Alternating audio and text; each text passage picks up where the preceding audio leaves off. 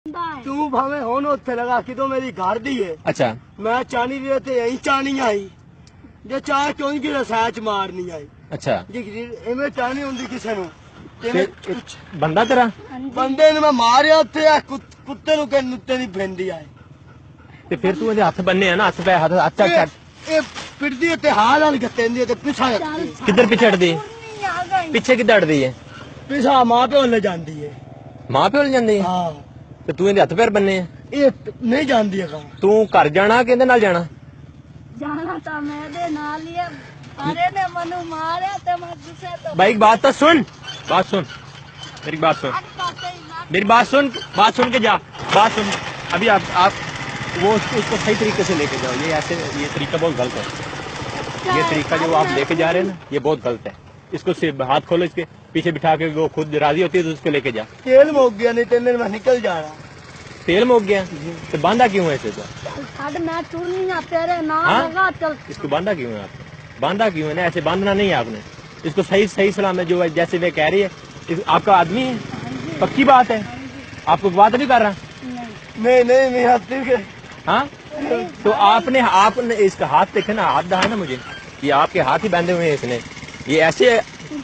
जबरदस्ती तो नहीं कर रहा आपको सही बता दे नहीं मेरा बंदा कसम अल्लाह दिया साढ़े नाल मेरी गाली है जी मैं कहते तो भी सुना जा मेरे दिल सक्का ही लगा साढ़े नाल आया तेन उत्थे पुछा देने मेरा बंदा सिरे मनु मैंने मारे ना गुस्से अच्छा ते मैं गुस्से हो के मी हाल मैं कहनी मैं नहीं जाना अच्छा इन्हें हाथ छोड़ इन्हें पैर छोड़ इन्हें सही सलामत बिठा के पीछे लाइए चल छड़ मैं टूरनी है तो फिर नाल जान दीजिए चल छोड़ इसको जल्दी कर ये कौन सा तरीका है आपका नहीं टूटती मैं इसको इसके हाथ से खोल इसको सही सलामत ले जाएगा साथ मैं टूटनी आगा तेरे नाल नहीं तो अभी आपको थाने में पकड़ा देना है नहीं भाई कसम मैं ये जो बात आपसे कह रहा हूँ ना मेरी बात सुने मुस्लिम है ना मैं जो आपको बात कर रहा हूँ ना वो मेरी बात सुने इसको खोल इसको सही सलामत पीछे बिठा और ले जा ये नहर है आप नहर में फेंक दें ऐसे तो कौन जिम्मेवार है सच्चा इंसान है कि जानवर है आप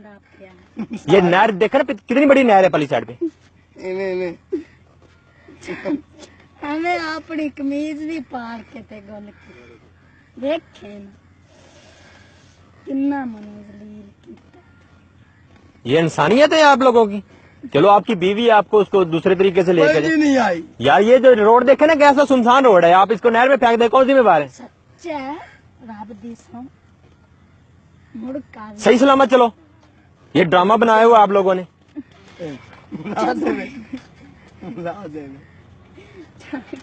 चल खोल उसको जल्दी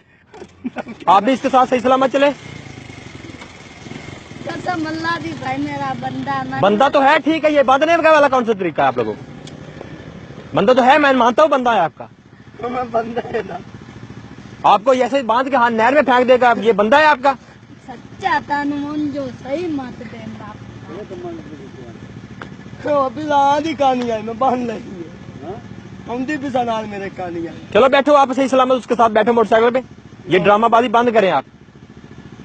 मुड़ के भी नहीं मैं टूट जाना उसको मेरी माँ तो लमाना चलो बैठो उसके साथ पीछे बैठो ये जो भी है पकड़ो तेल मुक गया चलो तुर के जाना है सीधा